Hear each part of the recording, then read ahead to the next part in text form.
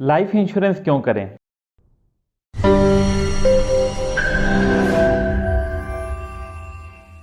Mutual fund निवेश बाजार जोखिमों के अधीन है। योजना से जुड़े सभी दस्तावेजों को ध्यान से पढ़ें।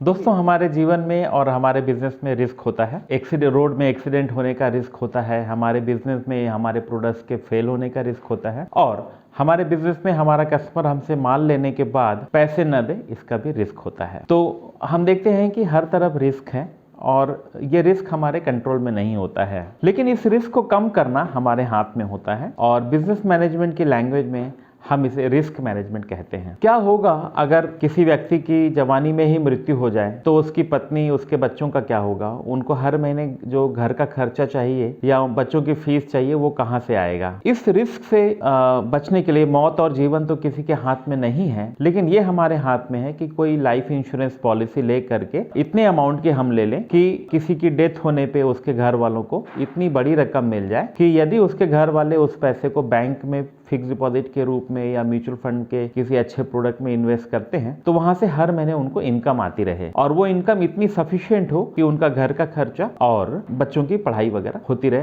प्लस हर महीने वो महंगाई के हिसाब से वो इनकम बढ़ती रहे। तो जनरली मैंने ये देखा है कि लोग लाइफ इंश्योरेंस पॉलिसी ले लेते हैं, लेकिन वो इतने कम अमाउंट की होती है, मतलब सम इंश्योर्ड या बीमा धन उसका इतना कम होता है कि किसी दुर्घटना की स्थिति में, कुछ बुरा होने की स्थिति में वो उनके घर वालों को बहुत लंबे समय तक सपोर्ट नहीं कर पाती है वो सम इंश्योर्ड या वो बीमा धन। तो मैं लाइफ इंश्योरेंस करते समय किसी एक्सपर्ट से सलाह लेकर के ये जरूर तय कर लें कि कितने अमाउंट का इंश्योरेंस आपको करना चाहिए। ये डिपेंड करता है कि आपका घर का खर्चा, लाइफ स्टाइल एक्सपेंसेस और बच्चों की फीस या आपकी ईएमआई वगैरह कितनी है। दोस्तों, दूसरा रिस्क क्या होता है? पहला रिस्क ये था, हमने देखा कि क्या होगा अगर बहुत ही कम उम्र में किसी की डेथ हो जाए। दूसरा रिस्क होता है कि क्या होगा अगर वो बहुत लंबे समय तक जी ले। तो दोस्तों, आजकल मेडिकल साइंस बहुत तरक्की कर चुका है। जब आजादी के समय हमारा देश आजाद हुआ था 1947 में, तब ये दिखाया गया कि एक भारतीय की एवरेज एज 36 ईयर्स थी। उस समय हेल्थ की उतनी फैसिलिटीज नहीं थी और एंटीबायोटिक्स वगैरह उतने प्रचलित नहीं हुआ करते थे। चाइल्ड डेथ रेट जो था वो बहुत ज्यादा था बिकॉज ऑफ वेरियस डिजीजेस। आज हेल्थ केयर की सुविधाएं इतनी बढ़ गई हैं और हमारे देश में भी डेवलपिंग इकोनॉमीज की तरह एवरेज व्यक्ति की एवरेज एज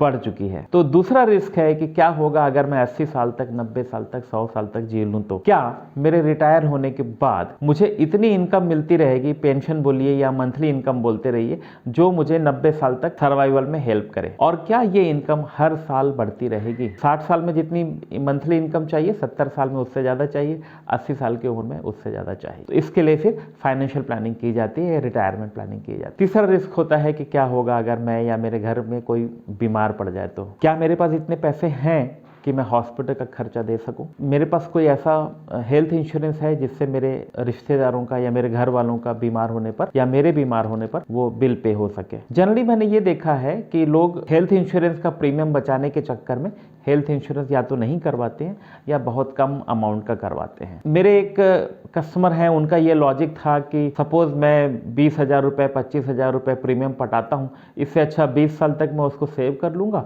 और मेरे पास 5 लाख रुपए हो जाएंगे। दोस्तों, मेरा सवाल ये है कि 20 साल बाद भी, प्रीमियम बचाने के बाद भी आपके पास 5 ही लाख होंगे, लेकिन भगवान न करे अगर कोई ऐसी बीमारी हो गई जिसमें हर साल 5 लाख रुपए लग रहे हैं, तो किडनी फेल हो जाती है, रीनल फेलियर जिसको हम बोलते हैं, कैंसर होता है। ये बीमारियां दोस्तों एक बार में ठीक होने वाली नहीं होती हैं, डायलिसिस सालों साल चल रहा होता है। तो अगर किसी ने 3 लाख या 5 लाख का बीमा लिया हुआ है, उसको हर साल 3 लाख रुपए, 5 लाख रुपए के आसपास का दवाइयों में, ट्रीटमेंट में खर्चा होता है। अगर आपके पास 5 लाख रुपए आपने बैंक में रखे हुए हैं, तो एक बार में, एक साल में खर्च हो जाएगा, अगले साल ट्रीटमेंट के लिए कुछ पैसा नहीं बचेगा। लेकिन अगर हेल्थ इंश्योरेंस चल रहा है, पुरानी पॉलिसी है, 2 साल 4 साल हो चुके हैं, तो आपको राइट है कि आप समय पे उसको रिन्यू करवाएं और हर साल क्लेम लेते रहें। तो दोस्तों, इन सब बातों का ध्यान रखना जरूरी है। फाइनेंशियल लिटरेसी न होने के कारण हम लोग इन चीज़ों को इग्नोर करते हैं और उसकी हमें बहुत बड़ी कॉस्ट पे करनी होती है। तो प्लीज़ ध्यान रखें, रिस्क मैनेजमेंट आपके जीवन में एक बहुत इंपॉर्टेंट सब्जेक्ट है।